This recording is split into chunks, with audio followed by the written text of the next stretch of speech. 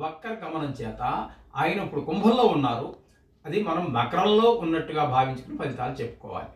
ఇకపోతే త్వరగా ఒక రాశి నుంచి మరొక రాశికి మారేటటువంటి రవిగ్రహ, చంద్రగ్రహ, కుజగ్రహ, బుధగ్రహ, శుక్రగ్రహాల గురించి ఇప్పుడు మనం తెలుసుకునేటువంటి ప్రయత్నం చేద్దాం.